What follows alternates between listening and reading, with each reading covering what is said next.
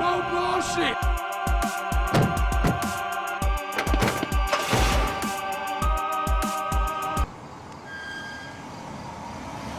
No bullshit.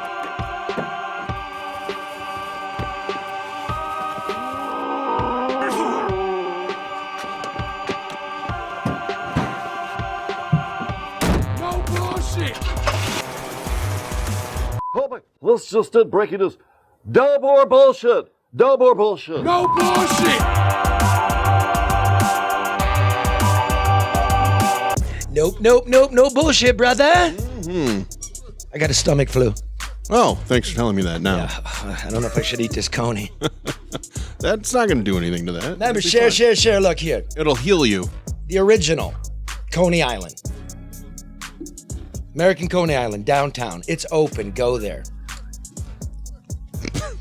You know what that is? What's that? Vidalia onions? That's Vidalia onions. What else? I'm tasting some Greek spices. They're saying no audio, guys, What? just FYI. So, Is there audio now? flip the switch. Flip the switch. Stop eating. No audio. That's not me. Where'd the audio? They have it now. All right. We're Anyway, talking about American Coney Island. American Coney Island. The original. American Lafayette, go there. They're very busy now. Thanks for your patronage. I can get the Coney kit. AmericanConeyIsland.com. That was the best mistake I've made because now I can't talk. Listen, we're supposed to be professional, bro. You stuff in your mouth. What are we doing? Put the sound on. Can anybody hear us? Nope, What's going they're on? saying there's no sound. Oh, okay, now, here we Now go. let's- All right, it's up. Yeah. Mark, wake up. What? What's going on? Narcoleptic. I'm also fat. I was apologize. busy eating. Yeah, he's fat, and he's a fat narcoleptic. What do you want me Hey, to do? this is not mukbang. You guys should not be eating on camera. That's not what this is. Well, this is American Coney Island. It's the real deal right here. It's got all I the know, pictures. but that's fine. Okay. Oh, it grosses Karen out. It really does. Yeah, okay. You know why? Because Karen does the program here from her dungeon again. Look at this. Look at this mess bag here. There's dead flowers, bare spots on the wall. She did let it rip again last night. Oh, let's see. What did it look like on letter? Oh, look at that. Oh, look at that. Like nice teak stand. Oh, wow. Nice- Look at the bay doors. What is that couch thing there, Karen? That cream modular sectional. Is that what you'd call that?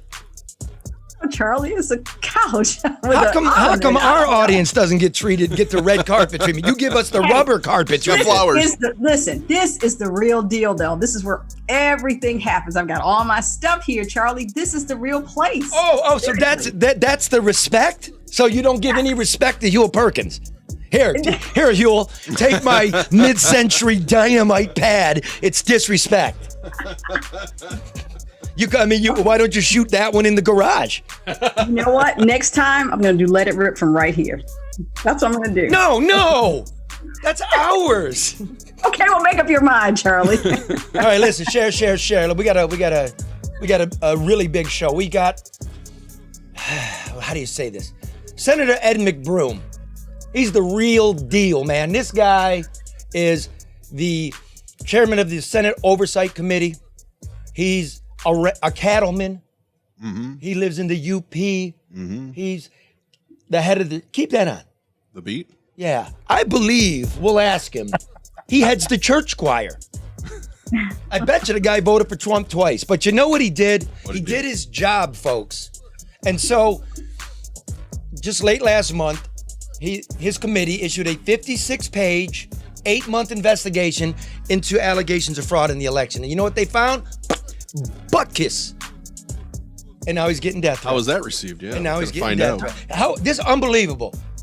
You doing that are idiots, man. Stop it. You asked Ed and I to take a look for you. We did. What do you want? Okay. So we're going to have that on. It's going to be awesome. Mm-hmm. The Auditor General of Michigan is opening an audit into the nursing home deaths. I hope to meet with him next week. That would be nice. Also, our intern assistant producer, Zach Scrow, tries to get a hold of Whitmer. James Craig gives a speech and has a super dope retirement party. I'm talking cheesecake. Not only a flotilla of fruit. You should see the cheesecake it is, dude. Mark, what are you doing? Sending Joe a text. Oh, Jesus. Okay, Everything's fine. Don't worry about it. Start We're over. flowing. You got a lot to do. Okay, but remember, ADR, you have problems with the man, you having problems with the government, you're having problems with your infrastructure, you flood it out, you can't get the stuff out there, you can't get a hot water heater. They do that too. Property management, permits, get all of your stuff in order because you know the government stinks. We just do. It's pretty simple. ADR consultants are the ones you call when you need to get something done right, on time, and on budget. Construction, deconstruction, demo, rehab, project management, owner representative services, technology deployments. Get it done the way it should be done without excuses. Ethical, honest, smart, and discreet. Call Barry Ellentuck for a free consultation at 248-318-9424. Let me do one more, folks. Ooh. So we can get into Ed and just rock and roll. Oh, I didn't even give you the rest of the rundown of the show. Red can't be with us today because he fucked up his back, taking all the soggy shit out of his basement Oh, no. that the city still hasn't picked up. Wow. Oh, no. Okay? That's crazy. Also, I went through my journals, found a little story about when I went on a motorcycle riding breakfast with Governor Arnold Schwarzenegger and James Cameron, the director. Yeah. So I'm going to read you that little excerpt. To vax or not to vax? We'll get into that a little bit. And Tucker Carlson. Yeah. The NSA got his emails. I was texting with Tucker last night. I'll read them to you. I didn't clear it with Tucker. But why not? The NSA's reading them, so screw it. Just say you got it from the NSA. Right? And finally, as we're doing all the way to September 11th, an excerpt, a little story from that time at Ground Zero. Never forget.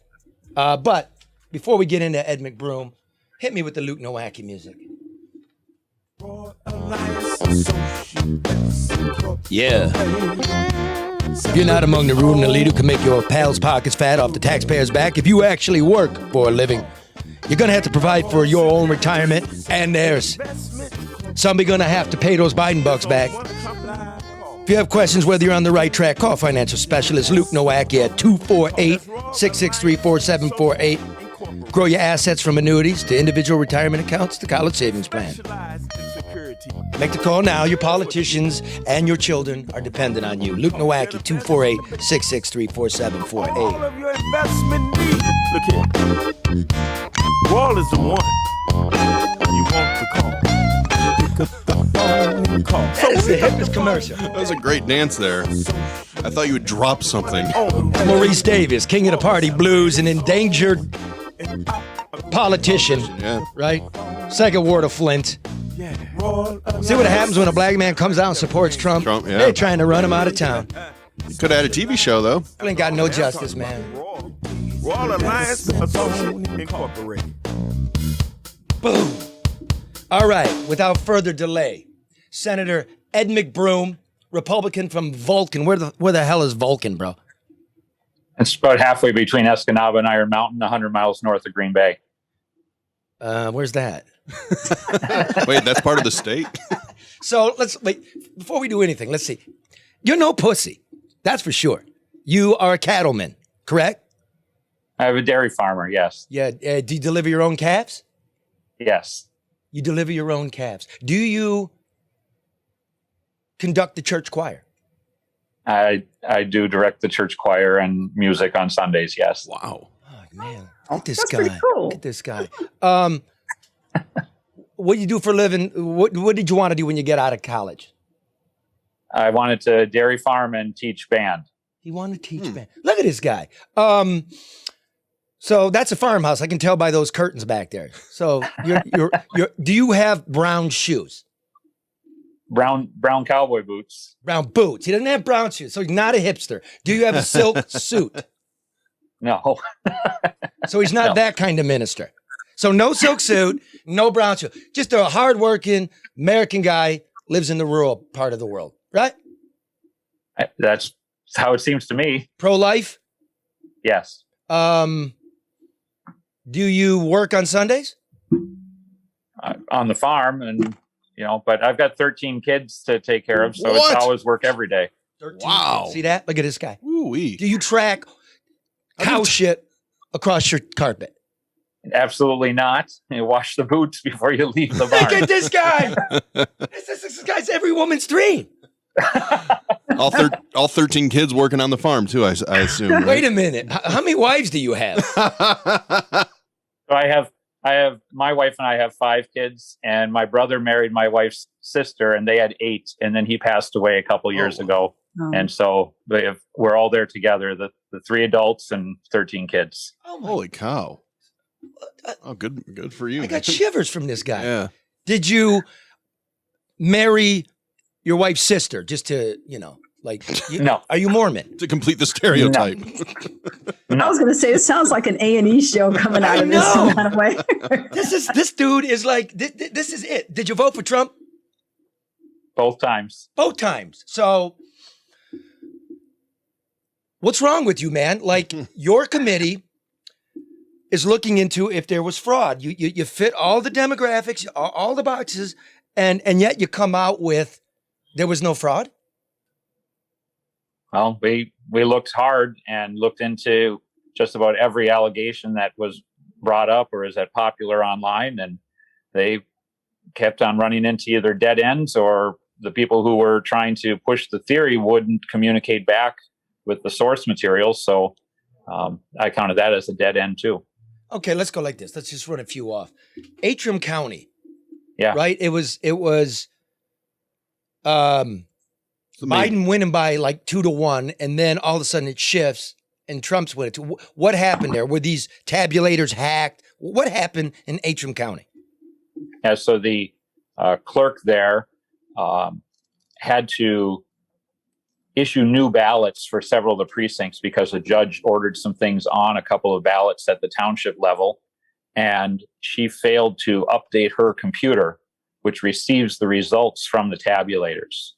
And so that night, election night, all the tabulators around counted the ballots, and they print off their little slips of paper. It's like a receipt that says who won on this tabulator on this machine. And then somebody takes those flash drives, because there's no modems there. There's no wireless internet there. Say it These are all again. done- There's no, but Hugo Chavez isn't hacking into it because they're not connected to the internet. That's right. Okay. These machines, and the people who tried to say they were, the proof they had was that at one time the county had gotten a quote for modems, but they never actually bought them. And so they pull the flash drives out, they take them to the clerk's office, she plugs them into her computer, and it's a proprietary software program that goes with the tabulators. And it populated the spreadsheet incorrectly because of these additional races that she hadn't updated her machine to do. And she reported those results, which basically, for the most part, shifted the results over a couple of columns, but it's very So messy. let me put it up. this way. See if I can explain it to the audience. It's sort of like having an Excel spreadsheet, and you take the data and then you plug it into another computer into Excel, except that was an older version of Excel, and everything just kind of shifts. Yes. All the numbers were correct, but they were just in different columns. And so she should have seen it that night. She should have said, wait a second here, Biden won our county, Jack Bergman only got this many votes, and started calling the local precincts against it. Check your tabulator sheet, because something's not seeming right. But instead, everybody closed up and went home. By early the next morning, people were freaking out. One friend of mine in his little township, he's like, I know everybody who voted for Jack Bergman was more than the votes that Jack Bergman got. And so they started looking into it. They didn't know what had gone wrong at first, so they started adding numbers in by hand, taking tabulator slips. They figured it was some screw up over here. Next thing you know, they had 2,000 or 3,000 more votes than they actually had ballots cast. They had to get help from other sources. They had to call the company for help. And then they start to figure out what they did wrong. They retabulate everything. The results come out the same way on those tabulator slips that they had come out on voting night. They figured out that was her computer had the problem. At no time are these tabulators ever hooked to her computer. So let's do this so people that don't know. The tabulator is the big box that you slide the votes in and it reads them. It's self-contained. And it prints out at the end of the night exactly what it counted. right? Yep, slip of paper. And that thing is all by itself. Nothing's plugged into it. It's not going to the internet. You can't get into it. Even the flash drive couldn't change it. Period. That's right. Okay. No, that's right. So in Atrum, they redid a hand count. They did a hand count. They did it over. So by the time they've done these checks, and they finally get down to a hand recount, and that count once again validated those slips of paper that very first election night. So all along, we've had from the word go, we've had the right ballot count available to us. And then it's been vindicated along the way. And we can go right back to the very first time. So anyone who says, well, this was all screwed up is actually ignoring the fact that the exact right result was recorded the same time that the wrong result showed up on her computer. Right. And so it seems to me and what the committee reported, this dispels all of the potential nonsense that we're talking about, that somebody hacked these machines or that the machines were programmed to be wrong on purpose. It's just all nonsense. So, Ed, why did you decide to look into this? Did you suspect that the election was stolen? Well, I heard the same reports after the election that everyone else did. They were disturbing. You had hundreds of people saying they saw bad things happen, wrong things happen. You had these weird computer results. What was the reason they happened? We had what looked like spikes. You had reports of fractional voting. There was a lot of reason to be concerned, and good people were reporting problems. And whenever I've shared any investigation or look into things, it's always been important to me to believe that people are attempting to share the truth, and that when they have questions, they deserve answers. And so I had hundreds, thousands of my own residents saying, Ed, what happened here? What was going on? And it seemed the only appropriate thing to do was to try to get to the bottom of it. So no finding of fraud, but did you find like any attempt to try and cheat? I mean, those stories make it sound like people tried but weren't successful. Did you uncover any of that? So when it comes to the computer side of things, the algorithm theories, things like that, most of which I always harken back to Antrim County as the base point of evidence. No, we didn't. And those who continue to push those theories, there's just no basis for them at all. They won't even answer questions I ask about, well, where'd you get this sheet of paper that says fractional voting happened? Ed, on the other side, go ahead. I'm sorry. Go ahead, man. On the other side, you've got the issues that are more of your traditional organic type fraudulent efforts, right? Your thoughts about, somebody impersonating somebody through absentee applications, somebody fraudulently filling out forms, somebody stuffing ballot boxes. And we found several spots where there were vulnerabilities, where certain things could have happened. We didn't find evidence necessarily that they happened. And if we did, it was to an exceptionally small amount. Like we calculated, what if somebody did take one of those applications you received at your home, like tens of thousands of people did for people who haven't lived at the home for years? Could you impersonate someone? And as you work through the math on these things and the logic, you see, yeah, you could theoretically get away with it. You'd have like a 1 out of 3 chance of getting away with it based on everything else, because the safeguard is if that person actually votes somewhere else, that's going to pop up in the qualified voter file that there's a problem, that this person is trying to vote twice. Exactly. It goes like this.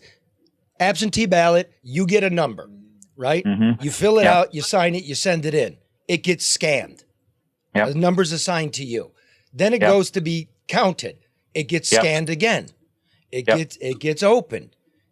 Now it becomes anonymous. But the thing's got 3 stamps on it.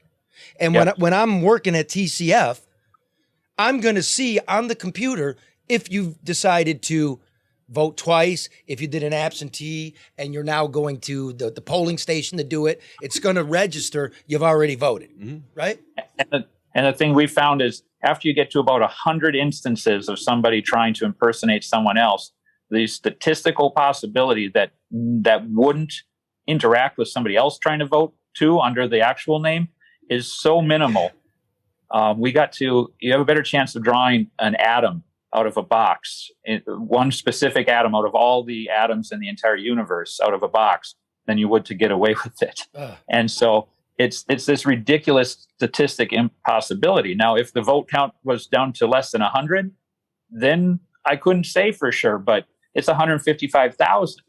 And so that and other vulnerabilities we had, we clearly identified. But, as far as we have so many safeguards in the system, and Charlie, you see them there. I mean, you're familiar with the qualified voter file, the poll books. And so one of the allegations at TCF is that workers took the stack of ballots, ran it through the high-speed scanner, picked it back up on the other side, ran it through again. Could have done that multiple times. Yes. We found that is possible. Now, if the machine's glitched at all, if there was a jam or an overvote or a problem like that, then, not an overvote, but a jam or a paper fold or something that didn't go through, then you couldn't. Because then the machine won't keep counting. You have to take it over, push a button, and restart. That did happen. In one place, it was 600 overcount. But here's what happened. But then we caught it. But the poll books show that there was a 600 overcount. They open the box up, they retabulate. There's 600 more votes than envelopes for you out there. So somebody goes, hey, what the hell's going on? And they take all the votes again and run them again. And they get, right? Because it's not certified. You're allowed to recount it. Then they match. That's how it works, right? That's right. Rapid fire. So it absolutely happened, but the safeguards to protect us were there. Right. Okay. Were there more votes than people in any county? No, that was absolutely misinformation. Okay. Not true. Did dead people vote? We found one. One. And we interviewed his son, who's actually the one that voted. Well, I'm not counting that one. I'm counting the one where the lady died after she sent in the ballot, and they didn't catch that. They caught 3,500 of those people who died after they submitted their AV ballot. Really? One of them got through. Okay. Wait. So how should that work if, in fact, you legitimately cast your vote and then you become incapacitated or expire prior to the election? What is We pull those out. How do you catch it? The Secretary of State and the locals catch those things. Okay, and pull them out. They can catch that, then why can't they catch the fact that there are tens of thousands of dead people still registered to vote? That's a problem. Well, it is, but I mean, they're working on that part too. But we didn't find dead people to have voted. We had lists of them. We checked every one of them on some of the lists we got, and found all of those people except for the one lady I'm mentioning were still alive. Speaking of death, are you getting death threats after Donald Trump posted your office number and, said you're trying to commit fraud here? I've gotten a couple of, things telling me that traitors are going to hang and that I'm a traitor and that's what I deserve and stuff. But Jesus, I don't let it bother me. It bothered me, man. There was some dude from Missouri kept doing that to me, right? I'll fucking beat your ass. And I said, I don't think you could do it. I'll buy you a plane ticket. Come on up here and take your kid off the internet. Take his picture off of Facebook because he don't look right. So I said to the guy, man, come on, bro. And were you surprised that President Trump did that? No. Are you sad that he did that? A little bit. I didn't ever expect him to read the report. I expect him to continue to listen to the people who were giving him information all along that these were good ideas, that these suits, and they screwed up their lawsuits so badly, so frequently. It's so frustrating. You take 250 affidavits, you just dump them on the court. When we took them to look at them, it's like, well, half of these are people saying somebody else told me.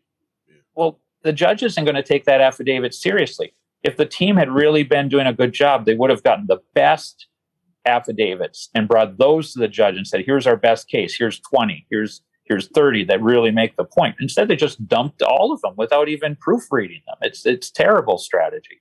Part of the recommendation in your report was to investigate individuals who push claims, false claims about the 2020 election, right, to get money or publicity for themselves. Nestle's agreed to your recommendation. So here's a Republican saying you should absolutely investigate other Republicans for fraud. That's pretty. I don't know. I don't know that they're Republicans or not. It was not discriminating. I don't think they're pro-Biden. No, probably not. So why are you doing that, man? Why are you doing this?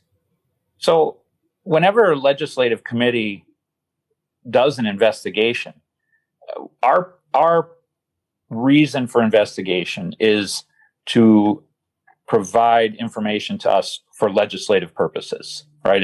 Do we need to improve a law? Is there a reform?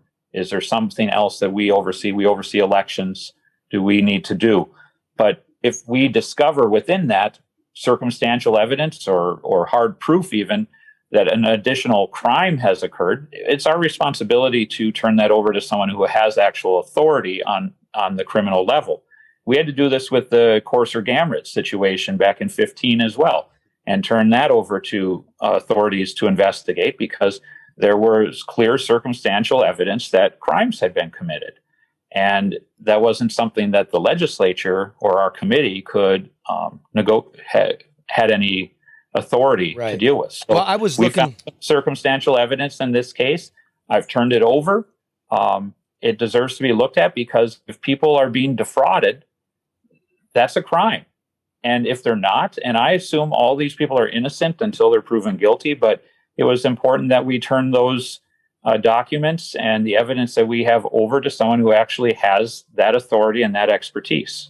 I was looking for something a little more down-homey, something a little like churchy, a little like, false witness is a terrible thing. And it's, this country's going to get lost if somebody doesn't stand up and tell truths. Well, I mean, I certainly believe that we need truth tellers right now more than ever. You asked me a question about why the committee made that recommendation, and I'm going to keep it pretty dry and to the point. And so there's people out there on the other side that said, hey, 8 months, you found nothing. What a waste of time. This wasn't necessary. Now with hindsight, what's your response to that? Do you feel like it was a little bit of waste of time, or do you feel like you uncovered stuff? Okay. No, because for two reasons. One, we absolutely were able to get a lot of answers to a lot of good people's questions. A lot of good people who went back to work on November 4th and said, what the heck is all this going on? Somebody please look into it and tell me whether or not there's bad things happen. Did you just say heck? Two, it wasn't a waste of time because we didn't not find anything. We found lots of things, lots of problems, lots of reforms that we need to do, lots of mistakes and bad behavior that need to be addressed and corrected for the future, or we'll end up in the same mess again. Yeah, and these lunatics need to leave you alone. Leave them alone. In so many districts, we keep having the same conversation election cycle after election cycle. Yeah. They're in, inconsistencies. They're, maybe not necessarily improprieties, but, a flawed system that gives way to allow it to appear as though or allow for potential fraudulent behavior. Why don't we have a system in 2021 consistently and across the board that minimizes, I hate to use the word mistakes, but I guess enhances accuracy? What's the holdup? What's the problem? Well, I would first say the system itself is exceptionally accurate. I mean, it really is. When it just comes to the machinery, the mechanics that are counting our ballots, it's very accurate. It has a lot more to do with the processes of how we handle the information and how we handle access to the actual ballot that leads to a lot more of the confusion. And so it's eliminating dead people from the rolls. It's who's got that job, and is there a more efficient way to eliminate those people from the rolls in the first place? And our committee says, yes, there is. And you should have the county clerks doing that. Because we've heard that from counties. We've heard it across the board. I mean, it doesn't seem to be that difficult, but certainly after election, and we keep hearing the same conversation. Here, let me explain that though, Karen. Let me explain where it really does go wrong. Like Detroit's always out of whack, right? There's more votes than voters. Here's how it works. It's that scanning thing. Remember the big toilet paper run at the beginning of COVID, and everybody got a bunch of toilet paper? Imagine you're the checkout cashier, right? Bleep, bleep, bleep. You're just funneling a bunch of toilet paper across the scanner. You missed one. Then you missed two. You missed four. You did 20,000 rolls of toilet paper, and the boss goes, hey, we had 20,000 rolls of toilet paper, but the cash register says we only sold 19,000. That's because the person forgot to scan it before the person took it home. Yeah. It's the same with your vote. Mistakes don't equal fraud necessarily. Yeah, it's human error. That's mostly what it is. And I got my training for the primaries last week. Look at this one, Ed. Can you put that picture up, mannequin? Here's what I saw. You see this? For those of you listening, not watching, these are the voting machines where you go and you punch your ticket. Yep. Okay. This is in Cobo Hall, TCF. No conspiracy theorists were there wanting to do the job, but I did the job for you. See the guy? Yeah. He's got something plugged into the machine. Yeah. What do you think that is, Ed? That's either a guy checking the machines or it's a foreign national injecting malware It's whatever you into want our it. elections. Yeah. What do you think? Well, it's somebody certifying the machine. Well, that's what you say, Trump hater. Well, but the thing is, and you know this, that even if that guy himself was smart enough to have developed his own malware and install that and everything, the fact that we can still pull them out of the box when the election is all over and count them by hand, and that the clerks run those test decks through the machines and get those results, which if Antrim County had done that after they changed the ballots, they would have caught this problem, but they didn't do that. That's why one of the bills we're suggesting is making sure that clerks do their test decks, do their logic and accuracy tests, because look at this mess we had because somebody forgot to do it. Hey, Senator, when did you release your report? What was the date? The 25th? I think it was the 25th or 24th. I think 24th, because here's some good news, folks. Okay, this is your rural white guy. And here's a letter from Janice Winfrey, the urban black chick. She is the chairperson of the election commission. She's the Detroit city clerk. She responded to recommendations. This is really great. So he stands up and tells the truth. Here's what Janice writes to the Republican Party. Dear Mr. Weiser, the City of Detroit Department of Elections has a primary on August 3rd, 2021 and a general election on November 2nd, 2021. We are recruiting approximately 3,000 poll workers to work the upcoming election. I am writing you to request your assistance in hiring Republican poll workers and challengers for the primary and general elections. It's great. That's the right way to go. That's right. This is what we want. We want Yes. our representatives to represent us, listen to each other, and fix the damn shit. That's And we need wonderful. to have uniform training and uniform understanding of what the rules are. And so you literally at TCF and all over the state, but TCF is where you have so much more partisan people there. My township, there's never been a poll challenger there anytime I've ever voted. But you go to where there are, and you have to say, well, the Republican poll challengers are being taught to challenge based on this. And the Democrats came to committee and they say, we train our guys to never challenge. We're only there to make sure the Republicans don't screw things up. Oh, it was a shit show, man. So you end up with two different perspectives of people who are already distrusting of each other. And it's just going to lead to problems. Everybody needs the same training and the same job description, the same duties, and it needs to be clear. He said regardless duties. of party. Why isn't there? Why don't they do that? Because we let the parties train their people. And then they run down and start banging on the windows. And yeah, I'd be afraid. Of course, I Well, put then- pizza boxes yeah. up. Yeah. Oh, I would. I was there. Yep. Oh, and I'm related to a lot of Republicans. I'm an independent. You know what I mean? Mm-hmm. But they're my people too. I mean, we're here for you. We're watching out for you. That's the sum total of it. All right, Ed. Last thing here. Nessa will also investigate a deal that Secretary of State Benson cut with Republican Party Chair Ron Weiser, who took $200,000 of party money to pay a Republican not to run in the primary for Secretary of State. That smells, man, doesn't it? Absolutely, I got to be investigated. I mean, I'm not. It certainly looks odd to me, but I'm not up on the actual rules, campaign finance at the party level, and they have an administrative account. I don't have that as a senator, so I don't know particulars on that. So, hopefully. Okay, I'll tell you. It stinks. It stinks. It stinks to high heaven. This is not what we want in our politics. Having said that, sir, let me finish my rant. Sure. That's fine. It's good. That's excellent. We want that. But what about Whitmer's airplane slush fund? Yeah. We want that investigation too. Nonpartisan. You're playing with the money. You're just supposed to be doing our work. I think it even if it's not illegal, it certainly was smelly. Wait a minute. It's not illegal for, let's say, Senator Ed McBroom to shake down a businessman for a $40,000 plane ride to Florida? No, that would clearly be illegal. I've been told not to do that. Well, without an investigation, we're not going to know exactly where the money went, who did it. I mean, isn't that the point of looking into it too? You would think.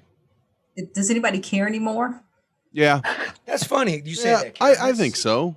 Karen's Well, right. no, I'm not saying they shouldn't, but I'm saying like you don't hear nobody saying anything about like we're on to the next thing, whatever that next thing is. I mean, which is traditional and why people continue to get away from everything or get away from things. It's like, Charlie brought it up and a couple people picked up on it and, she responded and now where is it? We're back to pure Michigan. You would almost expect her to want an investigation because I don't think it's going to go away because you would think people running against her would bring it up at every chance they can. Imagine that, Mark. Yeah. Well, that's how it works. Well, not only that, but news. Straight from the No Bullshit News Hour, we are glad that we could bring you this. The Auditor General of the state of Michigan, Doug Ringler. Is this breaking news? No, it's, he put out. I just wanted to play this. Yeah, but breaking news. Breaking news. Hey, for once I was ready with it. Auditor General Doug Ringler is going to audit the nursing home death tally. Good. Which, good luck, sir. I want to meet with the man because there's a as you know, Senator McBroom, there's a dearth of data. Yeah. The nursing homes reported their own numbers. Then we have vital records death searches. They somehow can't check the address if that was a nursing home. And then the vast majority of all these old folks' homes, these long-term care facilities, 75% of them weren't even required to report any data at all. Correct? Right. Correct. It's messed up. It's a total mess. We screwed everything up to protect whom? The old and frail. I mean, my committee did some serious initial investigation in this last year and began work on it. Then they created a joint committee that worked on it for a while too. So we moved on to other things. And now Steve Johnson in the House has been working on it because I've been so busy with the election investigation. And there's, I think that to a large extent, the state was in a kind of panic mode when this first started. And we did have the director at that time come into committee and several times tell us, we know we've got bad numbers, we've got bad data, we've got bad reporting processes. The question is, can we ever get to the bottom of it? Can we ever find out how many actually did pass away and get the right statistics? Pause. What did they tell you about the data? They said it was bad. They said they didn't have good processes and a good reporting method and who was supposed to be reporting. They said that in my committee. And when was this? Last May and June. May. Imagine that. Come on! I'm telling you, folks. Again, I'm going to do it. We're not partisan here. We care about you. You just heard the guy. This is a guy who's committing his life not only to the uteruses of pregnant heifers, taking care of his nieces and nephews. He's doing the right thing. He's doing the work. So when you say there's not good representatives out there, if you're far left, I think you got to appreciate this guy. And get off his back. He's looking out for old people. He's looking for the election. He told the truth. I'm very proud of you. That's very kind. Thank you. I am. I'm very proud of you. You're what we want. Yeah. It's really just telling the truth. I mean, and I don't know how else to operate except to just tell the truth on these things. Unfortunately, there's no point in covering stuff up. My guy lost. I'm upset about it too, but I also know the best opportunity to win is to get on and make fixes so it works better the next time, and our guy whoever we got next time has a good shot. The $8 million question, knowing what you know now, going through what you've gone through now, would you vote for Trump again? So are you saying would I go back to last November and vote again? Yes. No, let's say he runs in 2024. Would you vote for him? Maybe. Maybe. It just depends a lot on what else is going on. And It depends I on believe how rotten everybody this can- administration is going to end up. Oh my God. But everybody can get redemption. And I think Trump's made some bad mistakes here since the election and how he's handled the outcome. I wanted him to fight for every vote and make sure everything was legit. And when things started to firm up and show that they were, and I was talking even to his own legal team, and they're like, well, this is circumstantial. We need you to look into it and prove it for us. And, at that point, you start to feel like, okay, it's time to recognize that some of these things are not leading to the results that anyone had hoped for. And they haven't given up on that. And I really don't understand why. Once again, I assume he's listening to other people. But I want to believe everyone can qualify for redemption too and come back around too. So I'm not prepared to write anyone off right now for something that's going to happen in 4 years. Okay, now just so everybody knows, we try to be fair and balanced here. So Me too. As we say every week we our new assistant producer, Zach Scrow, I say, look, every week I want you to call the big three, the big four, Duggan, Benson, Nessel, Whitmer, and invite him onto the program. Okay? So, Zach. What a task. Yes, so he makes the phone calls. Glad you gave him that task. And he calls the press office, and he's on hold for 45 minutes. Over and over. And let's just show it. For those of you listening, I'll tell you what's going on in the pictures. Roll that if you got it.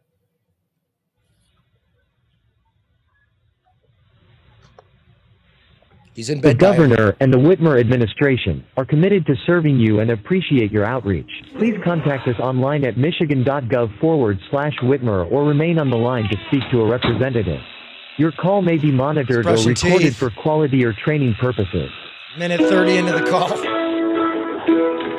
Some coffee. 4 minutes into the call. 6 minutes into the call. Your call is important to us. Please remain on the line and your call will be answered by the next available agent.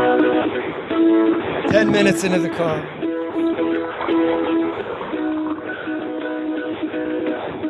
Back upstairs. The morning toilet.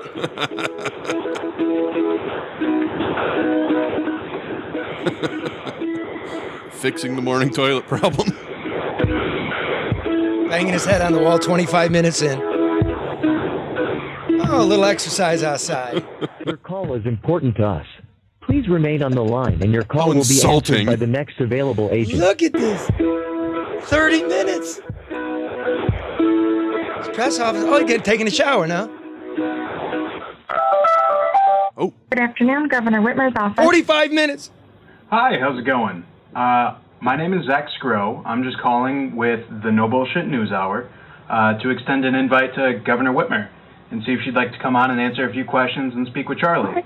Yeah, sure. So what I could do, Zach, is if I could get your phone number and then verify the news or media station that you're with, I will reach out directly to our comms team and see if they have a status update on that. lie.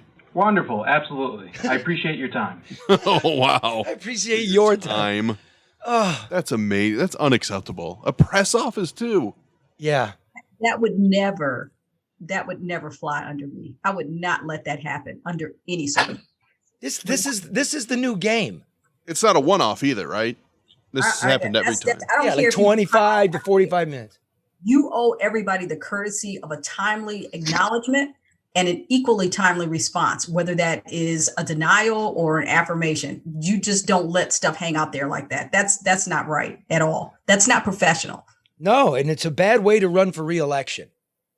It's a bad way to run a state. You don't do that. Now, because James Craig this week, was it this week or what? Yeah, it felt like It's forever. been lost, man. Seemed like it was forever ago. Yeah. But yeah. Wednesday, I think. So he hasn't officially announced yet, but Ed, this is your guy. He pretty much announced. Let's roll a little bit of that tape. Please listen to me, Governor Whitmer. America isn't a monarchy. We aren't ruled by kings and queens. We ended that back in 1776.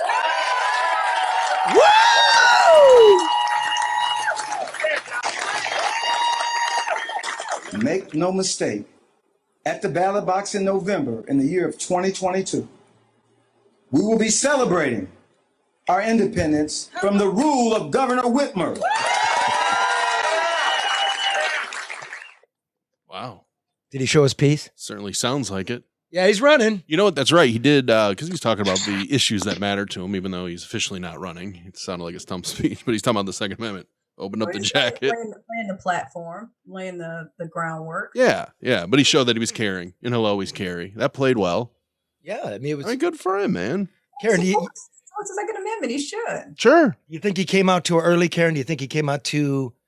Well, no. I mean, and I don't know what the strategy is, so it's not for me to critique. I do know that there was some pushback based on some of the very specific criticism directed toward Democrats. I think that early on, I know a lot of Democrats are disappointed with the return that they've gotten from their elected officials. And so I think this is the time to remind them that they aren't bound, by ball and chain to one party. So perhaps that's coming. This was just one speech early on. He hasn't declared, but we'll see what happens. I mean, he's got a lot of votes to gain because a lot of people out here are dissatisfied. Now, in the case of being balanced, we were going to send Detroit Red to his retirement party, right? To sort of like work the rubber carpet, like he's Detroit's Joan Rivers, doing the the pre-Oscars. Yeah.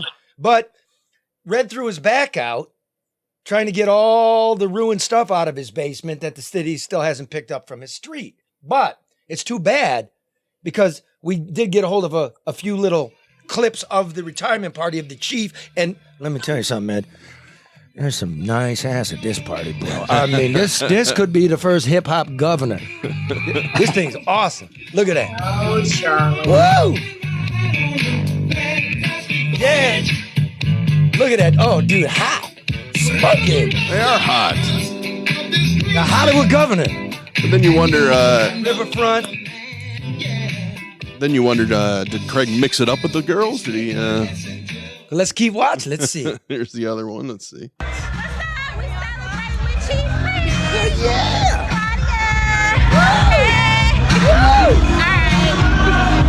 Hey man, that's better. That's better than the land shark or whatever that thing in Lansing is. I'll tell you that right now. You got anything like that up there, Ed, in cow country? Well, I'll tell you a funny story. I mean, I have no idea what the context there is either, because when I very first started running for office in 2010, I ended up getting invited to the Bark River Mud Runs, which is a big truck race, out in the mud and stuff. It's a national, like NASCAR, but for pickup trucks in the mud. And it was sponsored by Monster and a couple of different tire companies. And they had,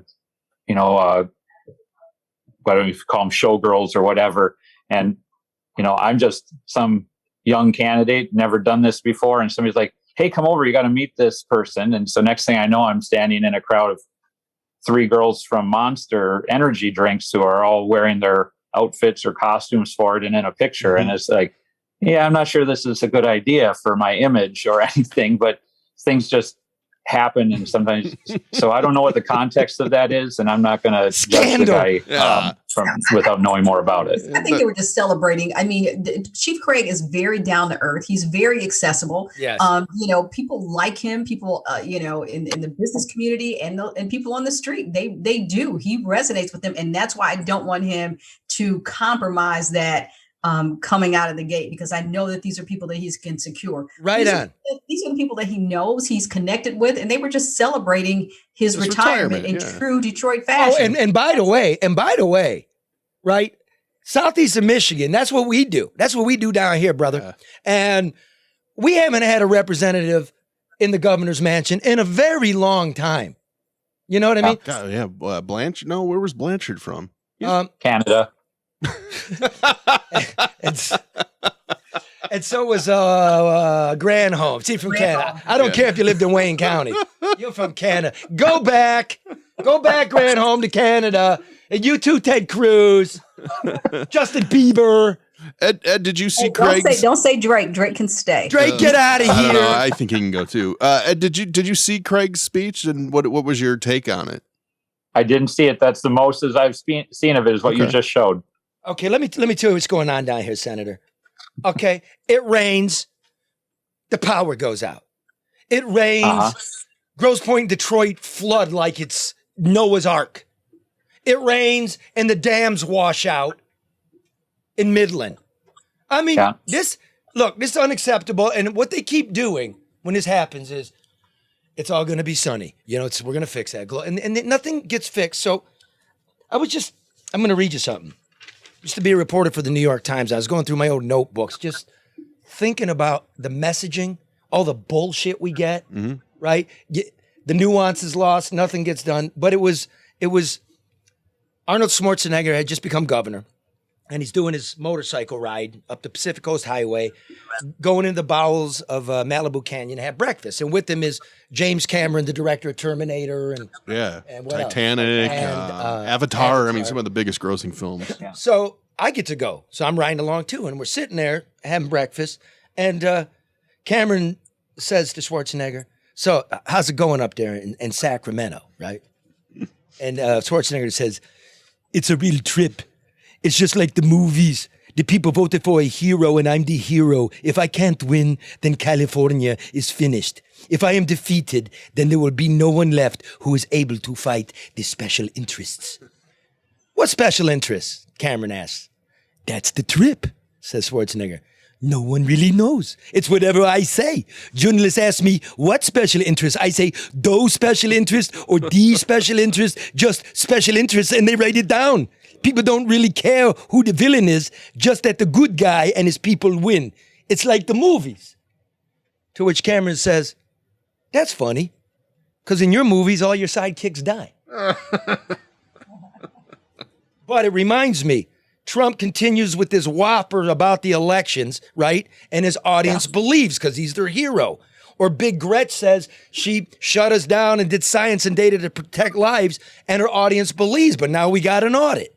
It's the same with Craig saying I brought crime down, but so wild were his crime statistics that in 2017, the FBI refused to take them, but the audience believes. And then there's Duggan, right? Who says he cleaned up Detroit. But the Free Press recently wrote, right? Duggan has too little regard for the ethical boundaries or transparency voters typically demand of their elected representatives to uphold.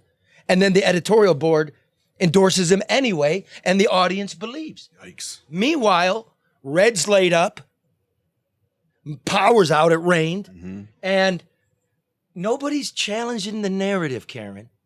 And they're talking about the length of time, Charlie. I mean, if anything, it shows a severe disconnect, with the residents in this city. I mean, and the struggles that some of them experience every day. I mean, you're saying, okay, clean up your basement. I mean, people are breathing in, mold that's now starting to grow. Maybe they don't have the resources to pay to have somebody come and redo their basement, clean it out, or, make their environment healthy and safe for their family. But what are you going to do? So I heard the process this morning about FEMA coming out and it has to be approved. It's got to be reviewed. You're talking months before they may get any money. And that dollar amount may pale in comparison to what it will actually cost for these people to recover. I mean, that's crazy to me, especially since we had a flood 6 years ago. We still haven't figured it out. Senator, what's the problem with politics, with the government? Is it we elect dopes? Is it the bureaucracy's corrupt? Is it money controls everything? And come on, be honest. What is it? Why is everything so screwed up? Because people are screwed up. I mean, it's just the nature of humanity, right? And it's difficult to get people to set aside their own personal interests all the time, every time, and without seeing those compromises come into play. Well, then there's going to be a war. If we don't, there's going to be a war. Well, our founders said, that the society that we have, the system of government we have, is set up for a moral people, of people who are self-governed internally and can control themselves and want to do what's right. And as we move away from that, I mean, and this is just my philosophical viewpoint, but as we move away from those anchor points in determining what is moral and right behavior, we're going to continue to see more and more of the behavior we're having, which is it's nihilism. And we're just going to continue down that path. We can't stop it without re-anchoring ourselves to a standard of morality. Waiting for you, Karen. I know. I guess for me, I don't find it to be that difficult to not, there's nothing wrong with personal benefit. I understand that, but it should never be at the expense of the people you represent, whether that's in politics or business or whatever. I don't think that's a difficult thing to do. And I really don't think that, I think it's the process. I think the process spoils people. I think they get in with the best of intentions and they see that the process isn't conducive to progress. And it's like, oh, I can get in, I can play the game, I can get the perks, I can kick the can. Yep. And they participate, and the same challenges or the same issues that they have on their agenda are the same ones that people that promise to address when they come behind them, and nothing ever changes. Not that Karen, I'd say, I mean, there's a lot of truth to what you're saying. I watch it happen all the time. I'm not, I guess I just see that as the next step down from the higher overarching layout that I say. There's a lot of problems with our process. And if you look at American style government, our founders set up an excellent foundation, but at times there are parts of the process that get old, right? We used to have legislative appointment of senators. After a while, that system became corrupted. We had to reform that. And we have other parts. We didn't used to have FOIA or Open Meetings Act, but eventually we realized that the people who were being elected were hiding things from us, and it became easy for them to do. So we had to pass laws to get involved with that. And we have to continually look towards reforms to make the system work the way it works best. We had monopolies form in the late 19th century. Teddy Roosevelt came in and pushed antitrust laws. Now those laws have become old. We need reforms to them because trusts and monopolies are a huge part of our social discontent and economic unfairness that's going on right now. That's what it's all about. I can't get my, when's the last time the federal government actually did a serious revision of antitrust laws? Because both sides are greased by it. The Tucker Carlson had that great thing about, was it Cabela's there in Nebraska or Kansas? And how they got bought up by a venture capitalist company and just decimated this small town. And that happens again and again. And part of the charm of Trump, if you want to call it charm, but I guess part of the attraction was that he spoke to those issues. He spoke to small towns like mine up here in the UP and other places that have been devastated by Yeah. And then he ran through mega corporation tax cuts and come on, man, he didn't do shit for us. He articulated it. I don't know where he got it. It was probably from a construction site of one of his about what's going on with us. You know what I mean? Well, I don't pretend to understand the dynamics and the economics of Detroit, but I mean, I can tell you that it made a huge difference, some of these policies, to my manufacturing and industries in the UP. If for agriculture, who'd been sidelined with NAFTA and been told for 30 years that, things would be way worse without NAFTA. He was the first one to come out and say, what happened to all of your farm friends who are now out of business? Was it helpful to them? It wasn't. And he had the courage to do something. You should have done like me and voted for Ross Perot. That's what you should have done. You should have been. I was too young. Yeah, I voted for him, but I was still in middle school. Listen here, punk, wipe your nose. I'm telling you how the world works. All right? All right? Speaking of government, Biden's saying we're going to have to go door to door and knock on people's doors and tell you to get vaccinated. And then what is it? Xavier Becerra, he's Health and Human Services. Yep. Head of Health and Human Services. He says it's absolutely the government's right to know if you've been vaccinated. What? Karen? What? What are they, the new Gestapo? Or Jehovah's Witnesses, you come knocking on the door? No, don't do that. I disagree. I mean, we can't call ourselves a country of free choice and we have freedoms and then they're going to force you.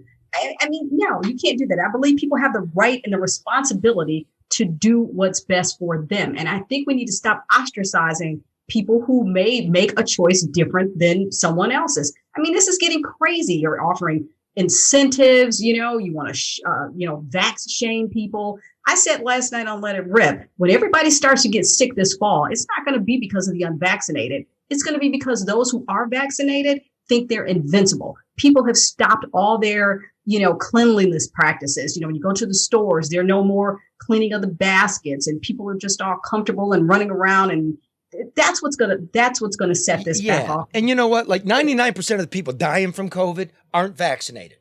So that's on you. And if it costs us money, so be it. We're paying for a lot of stuff I don't want to pay for, but it's very basic. Charlie, that's it's your the thing. freedom, man. You right? Don't tell me what to do with my vajayjay. Just don't. I agree. Don't.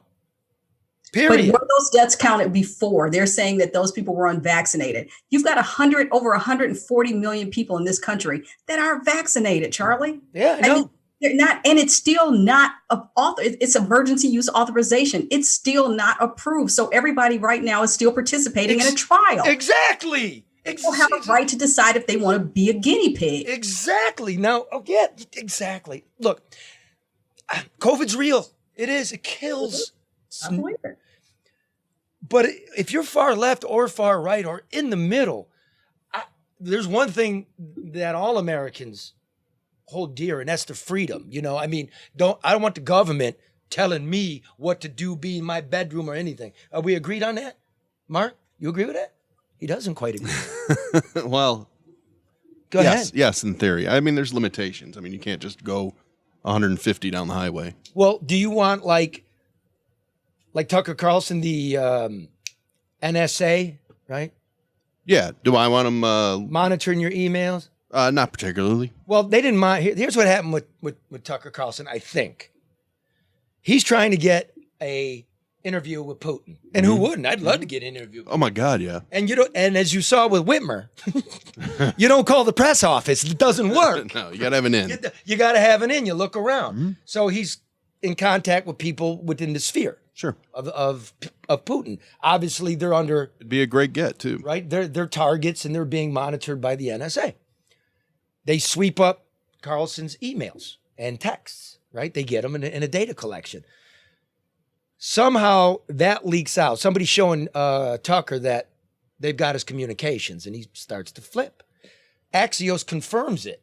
So wow. I don't know if it's NSA. I don't know if it's FBI, whatever it is. It's somebody. The security agencies have his stuff. Once you ensnare an American name who's not a target, you have to redact it. You got to take it out. It's got to be blacked over. And only a judge can remove it. Mm-hmm. So the one agent working that, looking at that data, has got to black it out. But everybody in the agency knows it. Now everybody in America knows it. And that's horseshit. I don't like that. Because someone leaked it. Look, whatever you think of Tucker Carlson, a lot of shit he does I don't agree with. Doesn't matter. I know him a long time. I'd take the name out of it. Just make it anybody. He's a friend of mine. We don't agree on a lot of stuff. A lot of stuff we do. But that shit's fucked. It is. Unacceptable. So I texted him last night before I had to do a hit. You guys want to hear the text? Yeah, did you get it leaked to you from the NSA? Charlie, are you leaking this stuff? Oh, wait, you're right. Let me think. Well, no, I said. Hey, everybody probably has it by now. I mean, since the NSA's reading it too, I might as well read it to everybody. They probably have all your emails. Trust Charlie. Come on. Okay. This is just between us. Yeah, don't tell anybody. Okay, folks. So and I'm not sure if he pre-records his show because he's texting me in the middle of his show. Well, all right. Who would ever pre-record a show? Yeah, here we go. All right. Is the internet on? Except for us last week. Is the internet on? Yeah. Yeah. Okay, so I wrote to him. I said, I wanted to ask you something, but never mind now. How cryptic. And he writes back, better to talk in person in the parking lot behind the liquor store. To which I wrote, that's where you'll usually find me. To which he wrote, me too. And I don't even drink anymore. So that was breaking news. Oh boy. Okay. Yeah. Take that, Uncle Sam. You'll find us behind the liquor store. That's great. All right. So what do we learn today? Some politicians are honest and they'll take the heat for the betterment. Sometimes the government listens and does the right thing, and let's just have an audit of the nursing homes. I hope the numbers are accurate. I really do. Right? But we got to know so we can do things moving forward that are better for the people. What else did we learn? Never call the governor's press office. Yeah. Right? Yeah. No one has that time. Number 3 or 4 or whatever, what number on? Get yourself a generator if you live in Michigan, because this infrastructure is garbage. It's number 5. Watch out for James Craig. He's coming. Party. I was going to go to that party. Yeah. I was struggling with it, but I can't. If he had retired and he was done, I definitely would have gone. If you're listening, sir, thank you for the invitation. I would love to have gone, but you're going to be running for governor, and that's out of bounds. We can't. Sure. I can't. Right. I 2 things. I had to present for a client at a board meeting that evening, and I wasn't really trying to dress up to go anywhere. I'm still doing stretch pants and t-shirts, so I didn't want to put on any clothes. Stretch pants? Yeah, like comfortable. your jogging pants, your yoga pants, Charlie. I mean, I'm sure when she's on Fox 2 and Let It Rip, it's a full. No, I had them on. I had on a different shirt, but I had on. All right, let me do this here. Remember, folks, now's the time. Interest rates are at historical lows. It's time to refinance your house, right? Get yourself out of the debt load, lower your monthly payment, skip a couple payments. You go to David Hall Mortgage, a great friend of the show. Go to davidhallmortgage.com or call 248-308-5000. Also, Medicare is incredibly complicated. Is that correct, Senator? Absolutely. You know what you do when the time comes, when you want to apply for it and you have a ton of questions? You know what you do? Call somebody who knows. Yeah, media guide. That's exactly right. That's what you do. You heard it from the senator. The guy's a politician. He knows it's a bureaucratic swamp. We don't even know what they're doing with the money. Charlie, there's a difference between a politician and a public servant. Oh. And am I in a basement or a lower level? Lower level. Semantics. Absolutely semantics. So listen, if you can't get a hold of your public servant, contact Media Guide at 888-970-2940. Visit them at yourmedicareguide.com and get all your questions answered by a licensed agent over the phone, on Zoom, or in person. Check them out today, yourmedicareguide.com. And finally, thinking of 9/11 here, which is brought to you by the bricklayers and Allied Craft Workers Local 2. They need skilled people. They're willing to train you. Wonderful pay. It's a career, a pension that won't be stolen, and a $2,000 signing bonus. Nice. All you got to do is want a trade for life, like the senator. Hey, Senator, anything wrong with hard work? No, it's the best cure. It's rewarding, isn't it? Amen. Look, this guy, hard work keeps you so young, he's got braces. That guy going backwards. Now he's trying to cover his mouth. Oh, no way. A little, yeah. They're not supposed to be obvious. For those of you listening, I mean, this guy's got a striking resemblance to Boris Johnson, Prime Minister of the UK, but he's smarter. You're making him blush. Okay. Anyway, listen, apprenticeships and free training opportunities for those looking to get started in a great career. Start building your future now. Go to bricklayers.org and click Join BAC. So here's the deal. We're going to pull out of Afghanistan after 20 years on August 31st, completely. I think that is a mistake by the Biden administration for a simple fact. It'll be the 20-year anniversary of the reason going into Afghanistan. So bad timing. On September 11th. And already the Taliban is 90 miles north of Kabul. Sure. So how would that be? How would that look? How would you feel if you served, if you were anybody who went over there, you have a loved one, all the treasure we spent, that on the anniversary of 9/11, the Taliban is back? That's something, yeah. Why wouldn't we push that to the end of the year? Yeah, at this point. Okay, it is stagecraft, but it's been 20 years. Yeah. It's unbelievable to me. I hear you. All right. So here's a little excerpt from the Saturday after. 9/11 was on a Tuesday. This is from Saturday. The cleanup job is under contract now, and the drivers are paid about $28 an hour, but they would do it for free. They did do it for free, in fact, until late last week. And now there is a gigantic new job. There is money in war. The truck drivers, at least the union men, did not have to run out and buy American flags to show their support and unity. They already had the stars and stripes sewn on their jacket sleeves. They wore them those short weeks ago when times were still good. And beneath the patches of those union truck drivers is stitched the motto, "Proud to be an American." They hit the World Trade Center, one driver said on his way to the dump. They hit the Pentagon, but they missed America. This is about the truck drivers hauling the debris to the Fresh Kills landfill in Staten Island. The scene through the windshield Saturday was one of chaos. There were thousands of volunteers sitting around with nothing to do but eat donated cookies. There were the crash site crazies who posed as Marines and priests and firemen. There were reporters milling around disguised as construction workers. There were tens of thousands of photos taken. Some people stood and smiled and posed. There was too much traffic for the trucks to move in and out effectively. By sundown, somebody with an efficient mind had taken charge, and the streets were clean, and the work was brisk, and the trucks hauling debris from the south end of Trinity Street. There was an esprit de corps at Ground Zero, a respect for one another and the work they were doing. There were inquiries about families and concerns for one another's safety. Get some sleep, pal, they told each other. They wore the flag on their helmets. It's all about the working people now, said a National Guardsman, standing sentry at the rubble to keep the crazies out. It's about the truck drivers and the iron workers now.